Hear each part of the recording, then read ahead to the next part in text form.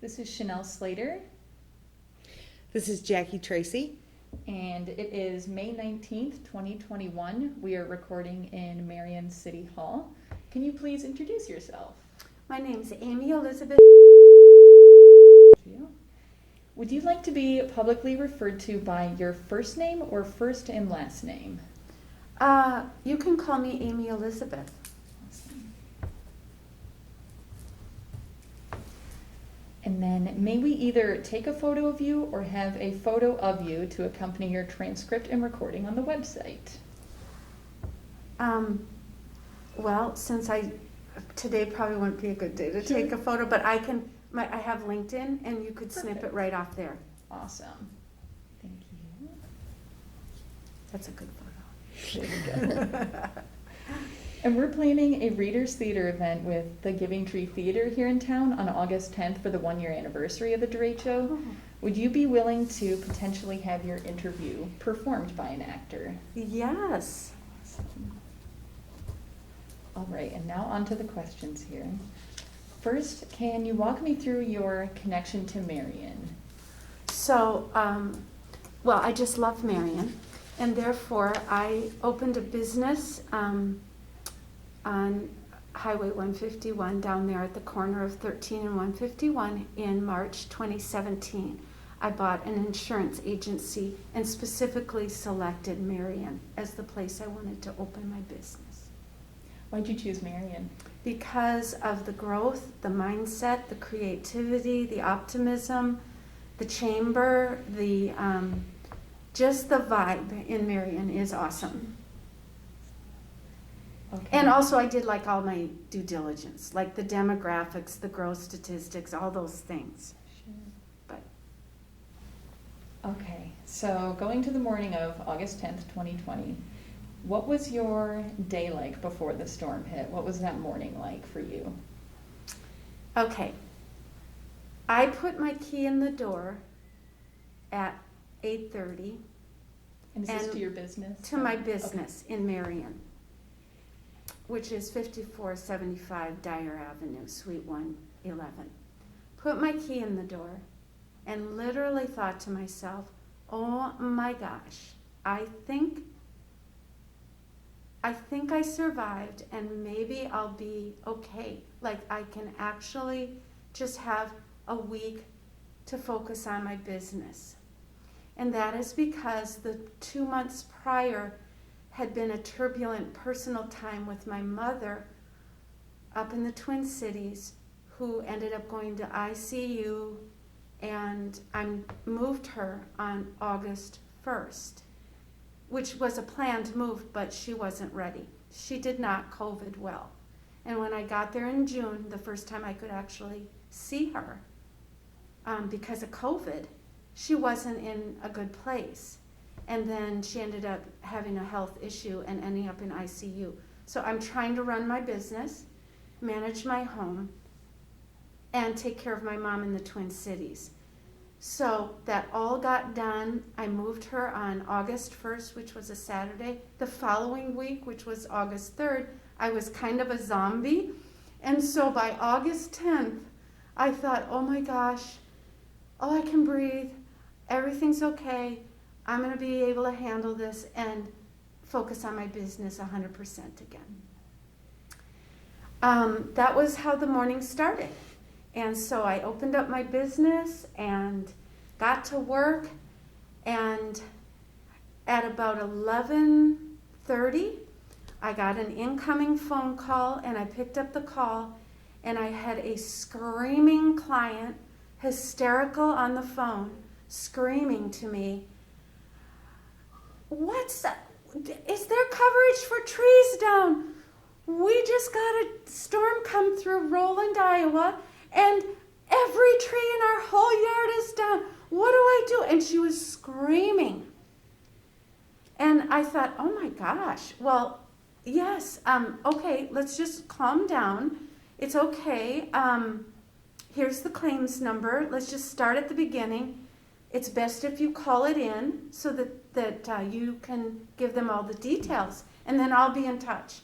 So I hung up the phone, And I looked out, on the corner unit, I looked out my windows that were facing west, and the sky to the west, and this was about 11:35, 11:40, was pitch black, like night. Not just cloudy, gray, it was black. And I just thought, well, maybe I will go. I never go home for lunch, so I thought I better go home for lunch and get my car inside for lunch. Should I keep talking? Yeah. So I jumped in my car, locked everything up, didn't think too much of it, jumped in the car, got home 6 miles to East Post Road. As I was driving down East Post Road, just about where you got to Cottage Grove, it started getting scary, like something was happening. And I had weather band radio on, and they were saying no sirens were going off, but you could see by all of us that were driving, we were all starting to be aware that something was happening. And I'm sure we all just thought it was a thunderstorm that was going to be pretty tough. So everyone was kind of buzzing around trying to get where they were going, if you will. But anyway, I was at the stop sign right there with Cottage Grove, and weather band radio all of a sudden was saying, this is a very serious storm. Everybody needs to take shelter in Lynn County immediately. And I'm like, oh, holy Hannah.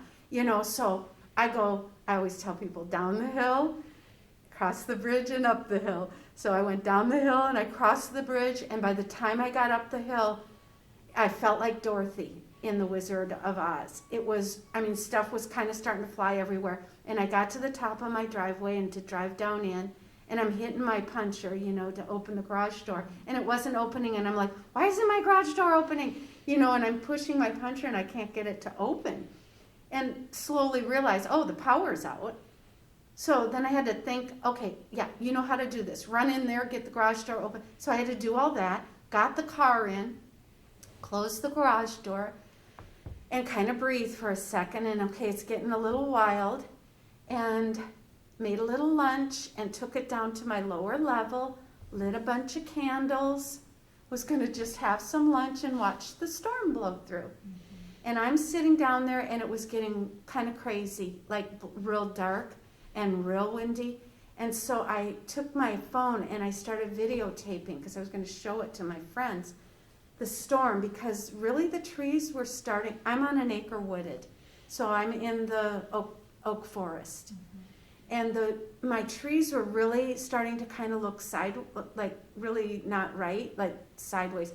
So I'm sitting there videotaping this with my candles going, and I have a walkout basement, and my door just blew open, just whoosh. And then I could hear it. I could hear the storm. And I went, oh my gosh, maybe I should blow these candles out. So I blew out all the candles, grabbed my stuff, went under my steps, and I'm still working. I'm sitting there working, trying to call on the phone to, do some work, and I could hear stuff starting to hit the roof, and I just stayed in there and said prayers, and I don't know when I knew it was over. I don't know how I knew it was over. I guess you could hear that it was over, I think. And when I went outside, I went upstairs, and I opened my front door, and 2 of the big 150-foot mama trees were down right toward my house, and you couldn't get out. The big ones. And I have a pretty big circled driveway and stuff, and it was, my whole yard and driveway was completely full of the beautiful big limbs of the gigantic big oak trees. And there they were right at my front door, broken. And so my phone is ringing off the hook. Now I'm an insurance agent, and holy hell is breaking loose in Lynn County. And people are calling me, just screaming over the phone. And here I am. I live alone in this house. There's a tree through my roof. I'm trying to wrap my mind around it, and people are just in a panic. And you couldn't get through. I mean, I started calling roofers because I knew I had a hole in my roof. There was water coming in, not big, probably a hole the size of your arms around, maybe, just a limb that was just poked a big hole like that. So it wasn't like I had a tree on the house. It was one of the big oak limbs on the house, and other damage. But I mean, and you couldn't get out. You couldn't do it anyway. So I was trying to calm people down, but I was in a total panic myself, and I just had to breathe. And I just was trying to reassure people, it's okay. Call claims. Start your claim. That's all we can do. And finally, people were screaming, and I'm like, hey, we're all in this together. Because they were screaming, there's no roofers. You can't get through. Blah, blah, blah, And it's like, hey, we're just going to have to get through this. So do what you can, open the claim, and then we'll do what we can. I don't have the answers right now. I don't know what to say. Because I couldn't even get it. There was no way, right? Roofers all took their phones off the hook. They weren't, well, there's no hook anymore, but they turned them off. They turned their phones off. They couldn't handle it. And I called one roofer, and she said to me, I said, I need an estimate. And she screamed at me. She goes, you mean you want us to do the work that the insurance company is supposed to do? And I'm like, well, I thought we're supposed to call you for. We're not coming out and doing free estimates. We don't even have people. We're only doing work that's already booked. I mean, that's the kind of conversations that people were having. So I was on the phone from probably, 1 o'clock when it was over to about 3 o'clock. And then I walked out into and you could hear the chainsaws in Cedar Rapids, Iowa, started up at 1 o'clock. At 1:10, when 1 o'clock the storm was gone, at 1:10, the chainsaws started up. And isn't that what we heard for the next 4 weeks, was chainsaws? Every minute of the day was the chainsaws. So I live on East Post Road, and that got hit hard.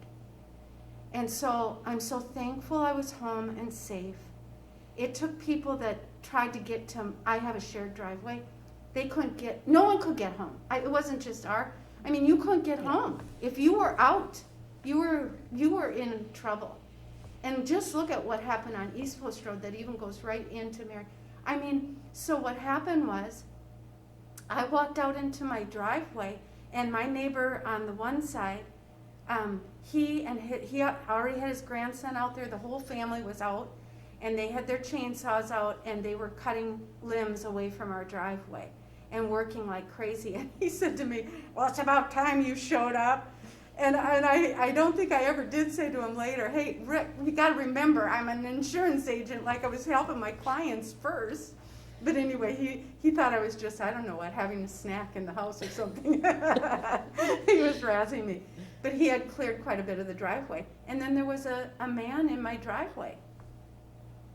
I'll bet you I have this in a journal. I probably wrote his name down. And he was moving limbs off my driveway. And I said, hi, I'm the owner. Who are you? He goes, well, I'm stuck on East Post Road. I can't get through. So I figured I might as well come and help. And so I asked a few questions. I let him, of course I'm telling him what to do. Here, put the limbs over here, and don't only put the big, like that mattered. But I was still, in my normal frame. What you realized as the days went on is you had to let go of everything. There was no, put the big limbs over here and the little limbs over here. It's like, get them off the road. Anyway, he turned out that he was, and I saw him later, and I introduced myself. I said, do you remember you were helping me? He was a aeronautic engineer from Rockwell, and he was working in my yard, and I didn't even know who he was, and that's what was happening. So I've got video of this too, where I called down. As you looked down East Post, people were just walking, and all the electrical lines down. Very, very dangerous. as it was across our whole county. But I could only see my road, and it was just unbelievable, and people walking, and it was eerie. You just knew we had just, I mean, I don't think we couldn't get our heads around it. But anyway, I called down to the people that were walking, how bad is it? Can you get through? And they're like, you can't get through. They were just like, they were walking out. It was like they were walking out of a disaster zone, leaving their cars there and walking out, I suppose, to the Hy-Vee on Mount Vernon Road to try to get someone to pick them up or something, because you couldn't drive. And so now I'll back up. Then I had new neighbors. I have 2 neighbors. There are 3 of us on this shared driveway. I'm in the middle. So one was out there with the chainsaw. The other, they moved in on August 1st. And it's a young couple with little children, 2 beautiful daughters. And they had a tree on the roof. First of all, they couldn't get in because my 2 big oaks were across their driveway. And so I said to Rick, I yelled to Rick, I said, I think the kid, we got to go check on Rodriguez's. And so we went. I said, I'll go, because you couldn't get to the house. The big trees were down. So I ran around to my backyard, ran through my backyard, which was bizarre. All the shredded leaves. You couldn't see my lawn. It was covered with a blanket of shredded leaves, that weird stuff we all call lettuce now, you know. And I went through the backyard, and then I climbed over like an obstacle course, a bunch of fallen down trees, to get to the front door of my neighbors. And there was the mother-in-law, the grandmother for these 2 little children, and she didn't speak much English. I just wanted to make sure they were okay. And these little girls, one was 9 and one was 2, and they were so afraid and no power. And I just said, you know, if you need any help, we're here. And I don't know if she could really understand me, but the oldest daughter could. I said, I'm here. You guys were here. If you need us, you know, just. So then finally their parents couldn't get home. They couldn't get there. And so it took them 2 hours, and I think they got there about 5 or 5:30. And if it wouldn't have been for my brand new neighbors who just moved in 10 days before, their brand new house now has an oak tree, 8 trusses broken. He has construction businesses, and he saved me. He saved me. I don't know how, that house was up for sale for a year. What if that would, I could not have made it without my neighbor. I won't say his name, but I love him, and that family. And so then they got home. So we all just worked, and everybody just went right to work. And this neighbor of mine has the equipment. So he just started, and he got a chainsaw out, and Rick, my one neighbor, saw him go to one of the big ones that was across the driveway. And Rick said to me, Amy, go tell him. He can't handle this. This is called a widowmaker, Amy. Go tell him to stop it. Stop working on that. So I went over, and I said, hey, you know, Rick's worried about you, and he's calling it a widowmaker, and that you shouldn't do it. And I'll never forget this as long as I live. And I thought of it, I'll always remember it anytime I'm in a major situation. He smiled, just kind of a Cheshire cat, exactly like a Cheshire cat smile.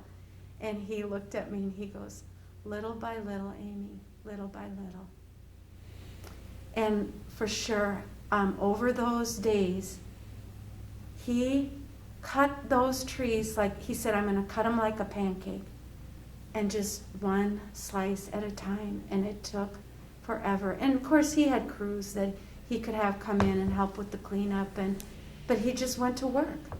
And so that night, none of us had eaten or anything like that. So I thought, well, I'll pull out my, I had some bison. which I missed because I used to live in Colorado and I bought it. So I had some ground bison and I thought, I'll grill that bison. So I grilled up some bison burgers and I just brought them over, cooked off the grill. I pulled my grill out to the driveway and grilled them up and brought them over just on a napkin, nothing. And we stood there eating bison burgers in the driveway at about 10 o'clock at night. And I have pictures. They put lights on, they put the truck lights on it, and everyone kept working. Well, then the next morning, we woke up, and I think to myself, well, I've got to go to work.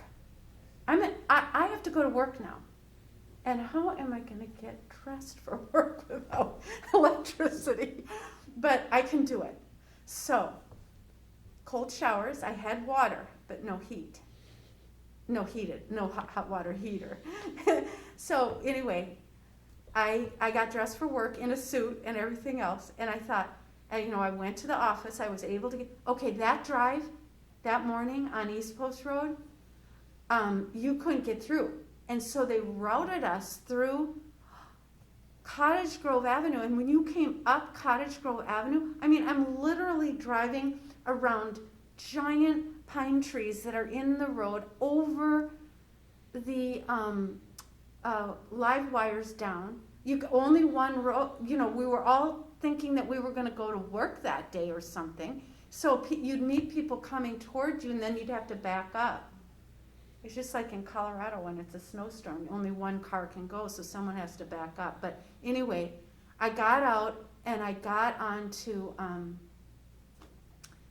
Collins Road to go to work in Marion, and the big tower on the corner of East Post Road and Collins Road, or 100, was down.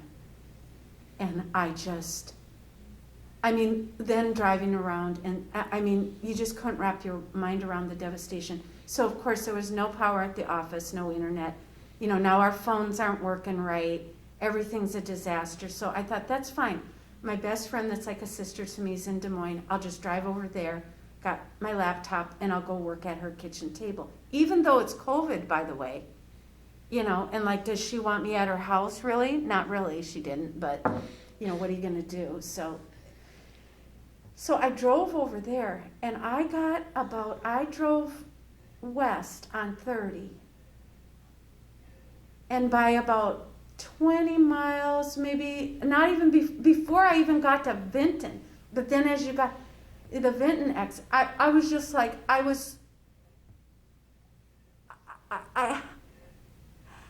couldn't believe it.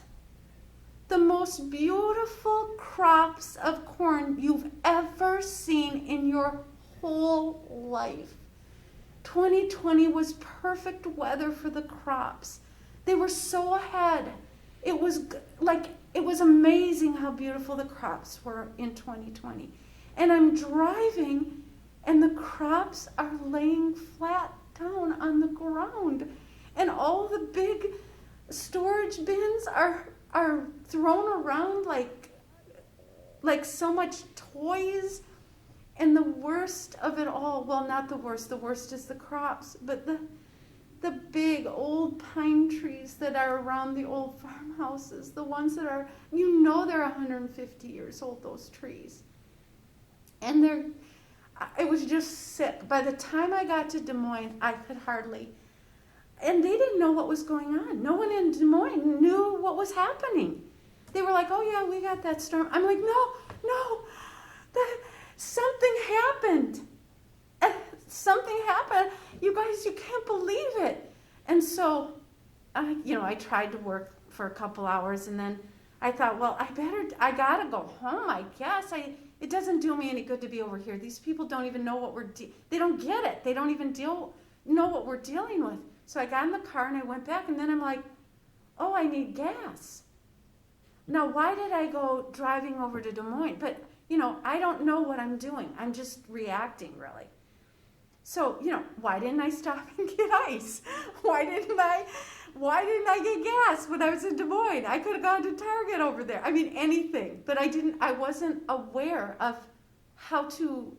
I didn't know. None of us knew we were going to be in it for as long as we were. So anyway, all of a sudden I'm like, oh my gosh, I'm I need gas. So I stopped in Marshalltown. Well, Marshalltown, I mean, I had to wait for gas. The line was 50 cars long, but at least I filled up in Marshalltown. I got home and realized, don't drive around. Gas pumps aren't working. We needed ice. And then here we are. It is now Tuesday, the end of the day, and no one's called disaster. Where's the National Guard? I'm thinking, oh, it'll be full. We'll have the National Guard. Will be up and down the streets. Crickets. Crickets. And now it's getting eerie, and now it's getting scary. Because I think we all started realizing, okay, every single building is damaged in Lynn County practically. I mean, every store, every business, if you got through it without damage, it was a miracle. And so we needed ice. And I don't have a generator. Some people got generators, and both my neighbors had them. And the grace of God was that for the following 10 days, we had the most perfect weather in Iowa you have ever seen. You couldn't, it's August, okay? It wasn't humid. It wasn't raining. All of us had holes in our roofs. It did not rain, I think, until the 9th or 10th day. Every day was sunny, not windy, and it wasn't humid. Okay, that never happens in August.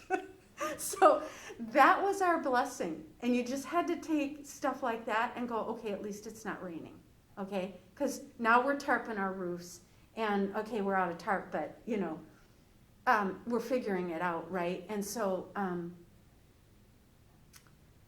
so the next 10 days happened, really. So I'll just go to, that was Tuesday. Wednesday, there was a fellow agent who was over by Rockwell, over by the Target, who had power. They got Rockwell up right away. And so I was able to go sit in his office. He offered that I could, take a little square and take my laptop and my phone and just work it. So that was Wednesday and Thursday, probably Wednesday night, I think it was. Thursday morning, I was sleeping in my lower level where it was cooler, or trying to, and I was really not doing well. I was not doing well, and I didn't think I could handle it. After what I'd just gone through with my mother, moved her by myself. No one could help me there. Hello, COVID, in the meantime, but none of us cared about that anymore. I mean, it's just like, so I'm laying there. It's probably 5:30, going on 6. I got to get up, and I'm not doing good. And I just think to myself, you got to quit feeling sorry for yourself. That you can't do this. Like, you can't feel sorry. This is like, who cares if the generators are keeping you up all night and you can't sleep with the windows open now because the generator. I mean, get up. And I thought to myself, wait a minute. I have all that. I've got all the camping gear in the world in my garage.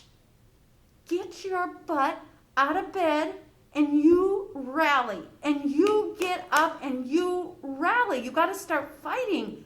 And so I got up and I got my flag out, which is on a stick from Colorado, and I stuck that on the front of my house. I put my American flag out, and I got the 6-foot ladder, and I got up there, and I got my Duluth pack down. And I mean, I haven't used that stuff in years. And I got my Coleman stove, my Cowboy coffee pot, my Duluth pack down. I took it all out to my screen porch, and I set up the kitchen. And I brewed a cup of coffee that was stronger than strong, and it was a beautiful morning with the birds. The birds did not sing for 3 days, but I think I heard the birds that morning, 1 or 2. And I sat there I always have to have milk. I had milk in a cooler, and I sat on my screen porch, and I had a cup of coffee, and I had a little transistor radio in there, and I turned on the radio because I didn't really know how to get information. I was cut off. And so our radio stations were very important. transistor radio. I had this little, it's a little like mini boombox thing that I must have got as a prize. And I got a station, and they were telling us what to do, where to get ice, how we were going to get through this. And that was my first connection, other than neighbors, as to how we were going to organize and survive it or overcome it. And then finally the whole thing about the National Guard. And so, let's see, Monday, Tuesday, Wednesday. I think National Guard showed up on Thursday too. So all of a sudden, and then you saw the big boys coming from Alliant. Then the word was getting out, and the big trucks coming in. It gives me the goosebumps. You saw them 6 or 10 in a row, the big trucks coming in from Alliant. And I watched that tower on the corner of Highway 100 and East Post Road, little by little, they had to rebuild our entire electrical system. Our entire major power grid. I mean, who would ever think that the big 300-foot towers would be down? And they were down. And so to watch them, and they would organize in the parking lot of the Latter-day Saints, and I took pictures of it. When I saw Alliant come, and they were all having meetings, there were like 40 trucks, and then they would meet there. And then there'd be groups of 10 guys, and another group of 20 guys, and another group, and there'd be a leader on each one, and then that's where they were gonna, where they were gonna go, and how they were gonna start going street by street, line by line, to get this thing back up. Oh my gosh. And so I didn't get power in Marion until I think it was 8 days. So I was able to go there and have air conditioning and start to run my business again. So that was a relief.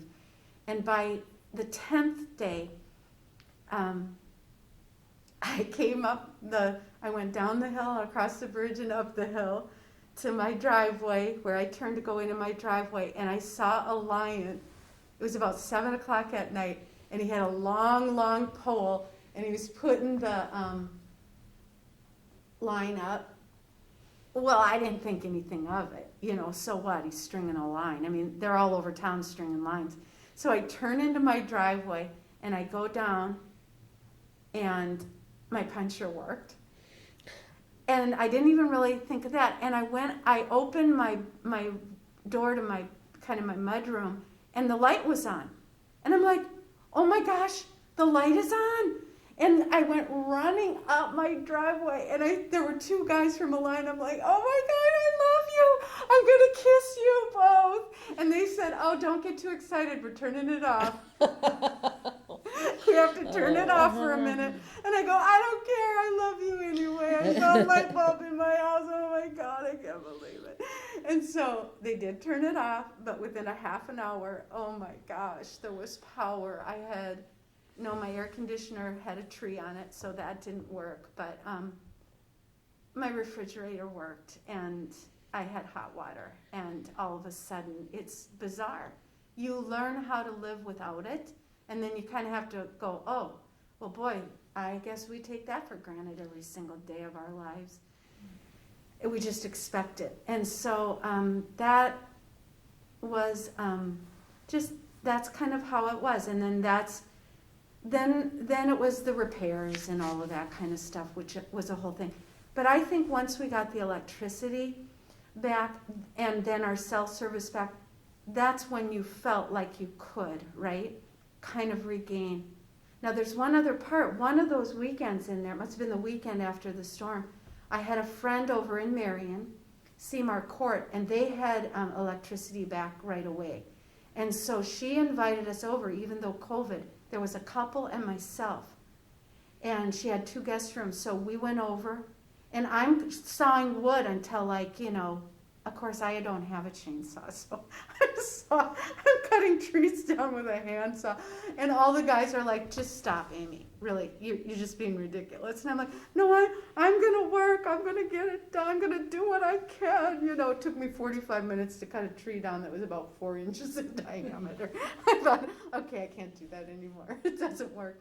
But anyway, I was all hot and sweaty, and she said, bring your laundry over. So this was on the weekend. So I brought my laundry over, and I went down to her shower, and that Kiehl's soap with the pump, and I just did my hair, my whole, it was just like, oh, a hot shower, and do my laundry. It was so nice. And we spent the weekend there, and it was their anniversary, their 56th wedding anniversary. And we sat out on the deck, and we didn't have much. You know, like I got those little glow-in-the-dark jewelry and some bubbles and just a bunch of stuff like that. And we made a steak dinner, and we had probably one of the best nights of, I had told them all, I'm like, that's the best night of the summer. Because we were all in trauma, but you have to come together and just you still have to celebrate an anniversary. And they didn't have water even, and they had big oaks on there. They're out in Deer Creek, and they had all kinds of trees down. So we did celebrate, and it was a little moment. It was over pretty quick, you know, that weekend, but back into it. But then by, I think, Tuesday or Wednesday, things were back to power. And then it's, like I said, it was just repairs after that. And that was a long process too, but it was fine. And I was back to whole by about mid-September, end of September. I have a question about when you talk about rallying, how you went and got your camping pack. Yep. I want to know why was one of your first decisions to grab the flag? What did it mean to you in that moment?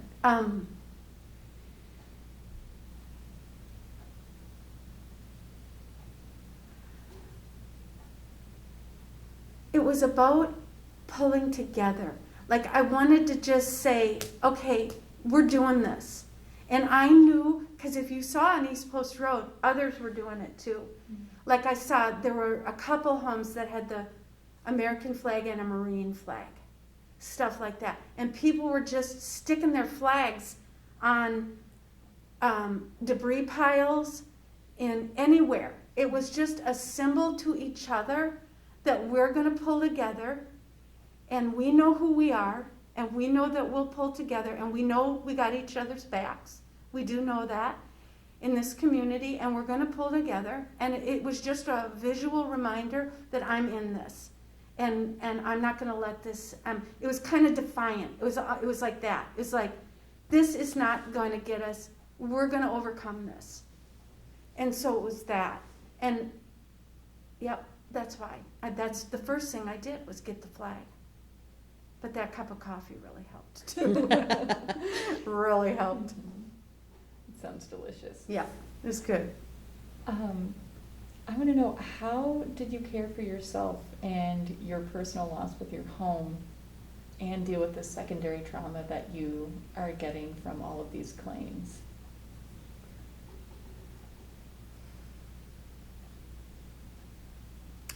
Well, I have very strong faith. So,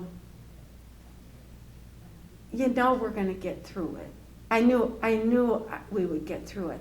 But there were times where I thought because I'm also now being named essential caregiver for my mother in the Twin Cities, all while this is happening. And I just dropped her off at a community that won't let anybody in anymore now because of COVID. I had to apply to be an essential caregiver. And then when was I going to go up and take care of her? And I just dropped her off. I don't know if she's I unpacked her, but is she doing okay?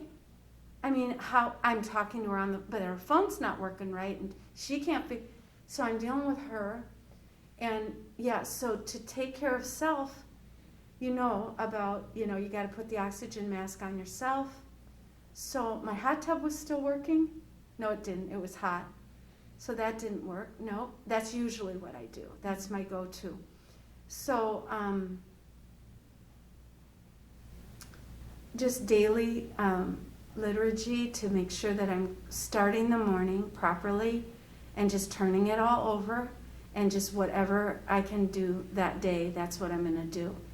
And I think for me, it's consciously remembering to eat and trying to really remember to eat, and just so it's just like physically, spiritually, but also just saying, okay, I'm not drinking any alcohol. I've got to be in bed by 8 or 9 o'clock, like the basic things you've got to care for, because you'll fall apart without it. And I think the hardest thing for me is that I'm single. So I have this big home. I'm going through this thing with my mom, and without my friends, so my friends really fill a huge space there, where you don't have a spouse at night to just kind of go, okay, how are we going to do this? Here, you take the roof and I'll take the air conditioner, and like that. I didn't have anyone to help me with the details of it, and certainly not at work. But probably the biggest thing was work. And I handled, my company is awesome. My company, and word of mouth on the street is, my company rose to the top, which I knew it would. But, we buy insurance for the claims for this. This is why we buy it.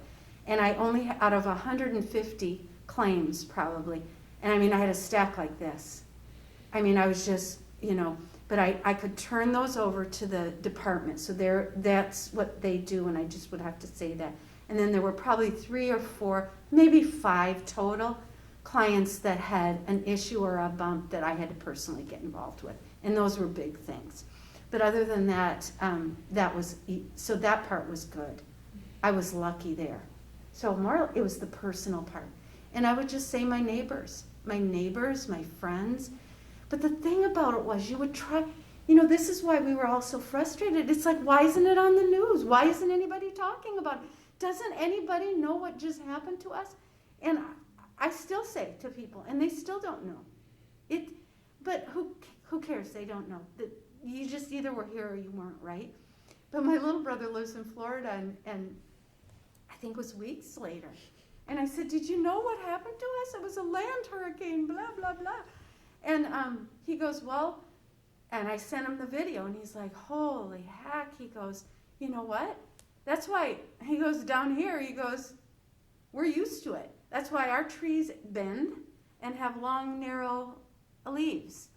Oak trees aren't meant for this. It snapped them. Makes me feel so bad. I love my trees. They have names, and it's really a sad thing. I'm lucky my backyard actually survived pretty well. But when you drive East Post Road and some of our roads where they're just, well, look at Marion City Square. Yeah. And you mentioned that you're going to be moving soon. Did the storm affect your decision at all to move? Yes. I can't stand it. I can't stand looking at it. It's so depressing to me. Now, I need to get closer to my mom, so that's a no-brainer. But it added to, because I don't want to move. I just got here. I gave up my business to go take care of my mom. So in the meantime, I've sold my business. I did that in March this year, and so that I can be, she needs more. I got to be closer. And so I didn't want to, and I just told her I can't, I'm just going to commute the 5 hours each way. And then every time I would come home from the cities and I'd get on East Post Road, it's so depressing to me.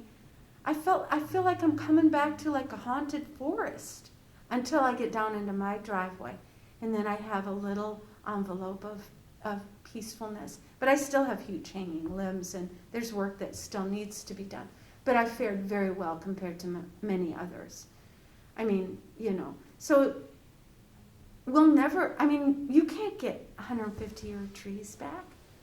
Has anyone been to Palisade Kepler? I haven't, but I hate to think of what that's going to be like for us. So I think we learned our relationship with the trees that were in our everyday life. And there's no way, anybody that's gone through a tornado knows what this is. Anybody that's gone through, but when it's the whole county, I think that's the thing. And then certain places that were special to us, like City Park and Marion and East Post Road, these are roads that everybody knew. And I mean, the favorite part of my day was driving East Post Road, and my favorite part coming home. Every day I loved driving that road, and now it's just a trauma. And so I kind of thought, it's time for me to go. It's people, new people coming, they'll never know, and it won't matter. And some people it doesn't bother. I think it bothers a lot of people, though. I really think that all of us are impacted by this and are sad. It's just sad. It makes us sad, and we'll get over it, you know. Nobody died. What, 3 people? We lost 3 lives. That's a miracle. That's a miracle. So we know how to count the blessings about what's important, and we can re-beautify, and we will. But we lost what it was. And I just always love an old tree, because you just think, gosh, those trees were here when Marion first started. Those pine trees in City Park. And then we lost our Civil War statue. Well, all of Marion. I mean, look at some of those the neighborhoods in Marion too. I had to go look, you know, at my homes, my clients. What was that experience like, having to go out there? It was sickening. It was just totally sickening. You know, you're feeling bad for yourself, and then you're going out and you're just like, oh my gosh, you lost every tree on your entire street. This beautiful little street in Marion with these nice homes, you know. This was a starter home street, and I had a young guy that came in from Kentucky to work at Rockwell, and he bought his first house, and then he got engaged, and you know, they bought this house, and I was part of all that. And it's a cute little maroon house, and I went down that street, and it's like all the trees are gone, and all the houses they're all scarred up, you know. And we'll get I think once the property gets rebuilt, we'll feel better that way. But it's then that's a sad story. And you know, I had people whose foundations cracked. I had people in Marion who literally, the wind blew so hard out at Hunter's Ridge. This was one of the ones I had a problem with. They had to bring in a state engineer to evaluate whether the crack in the foundation was from wind. Well, how can wind crack a foundation, really? Do you know that report came back and it was as a result of the derecho? The winds were so strong, it cracked, it moved the house so that the foundation of that home, a beautiful home out in Hunter's Ridge, the foundation got cracked. Now, how would you like to be that? I mean, what do you do? It's like so beyond what I can do to comfort or even, and I'm, you know, I really felt like I couldn't do enough, you know. And that's the other thing. At my agency, it's a new little startup agency, so I'm the only one there. Even though I have the team, the corporate team, I don't have anybody else in the office. So, you know, that was a problem. And you needed one person to just be on the phone, listening, being able to call and check. And I didn't, and I did have, you know, a couple clients that got mad at me about that. And also boots on the ground. See, the big way with insurance now is, we'll send a drone. We'll get this satellite picture and we'll do it like that. That's how we're doing insurance now. And people did not like that. And so we had to quickly get a CAT team in. And even myself, I mean, I was crying.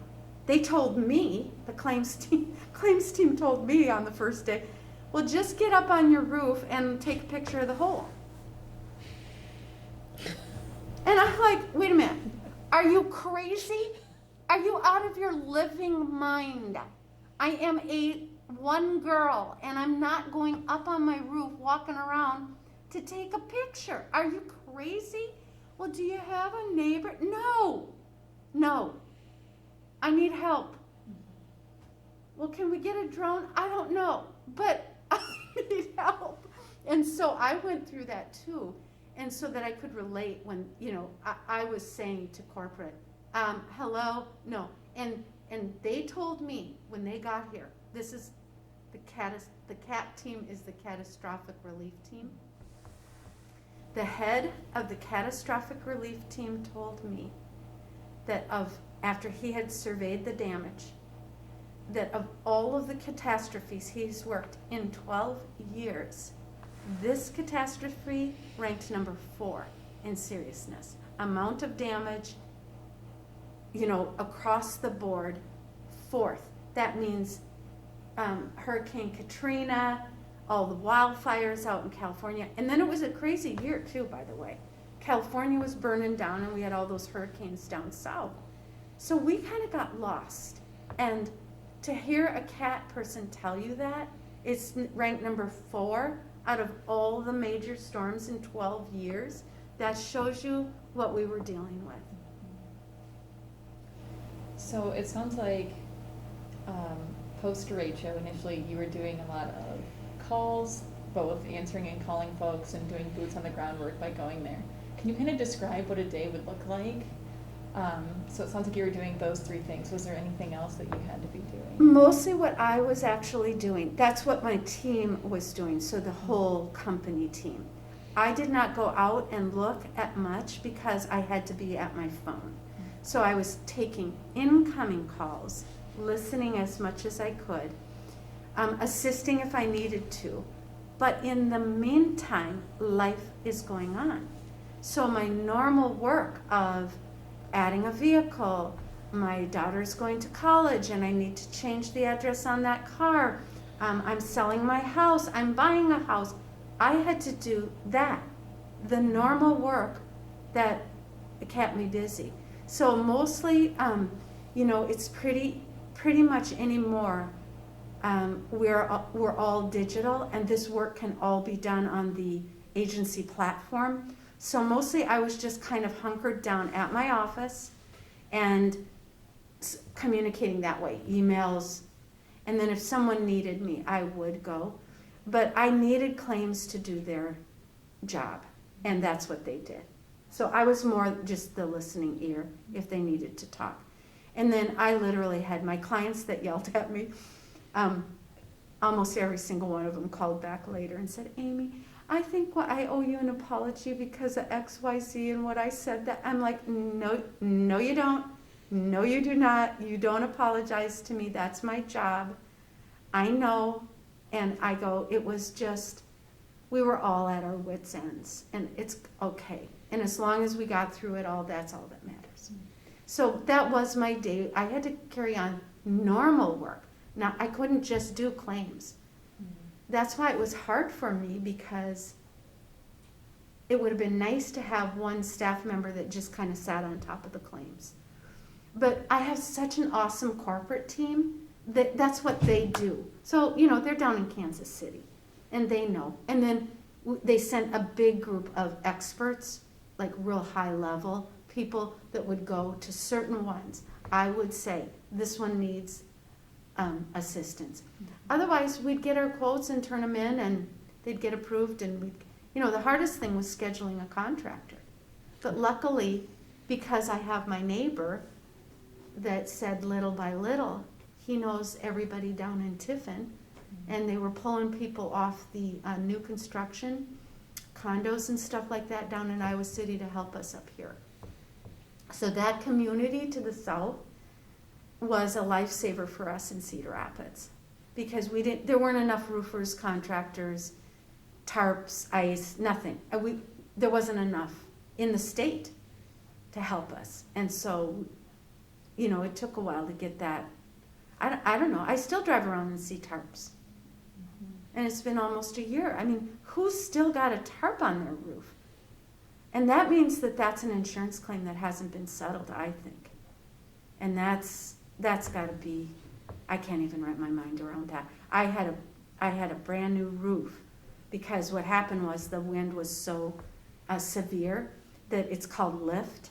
And not only did I have those holes, which we could have just patched the holes, but see, that first, I said the 9 days before it rained, It was a Sunday morning that it rained. That was the first rain, and you could hear it on the roof, and I think we all just went like, oh my gosh, here it comes. We all laid in bed that Sunday morning going, oh my gosh. And so I just laid there, and I just laid there, and all of a sudden I heard tap, tap, tap. And then I went in the living room and I heard tap, tap, tap, and there was water getting in. So, yeah, I was approved to have a new roof put on. But in terms of my work and the claims, I relied heavily on that group. And I've gotten many compliments. I had a lot of people call me afterwards and say, we heard our neighbors got everything fixed. We want to talk to you, and you guys came out good. So I felt good about that. I've never had a home claim. You know, here I am, an insurance agency owner, and never had to go through the process. So it was a very enriching experience for me to be able to walk that walk and get it. Because, you know, otherwise how do you? So it matured me as an agency owner, I will say. Jackie, did you have any questions? I do not have any. Okay. Do you have anything else that you want to share? Anything you want to add? Let me think. I think I talked about every aspect of it that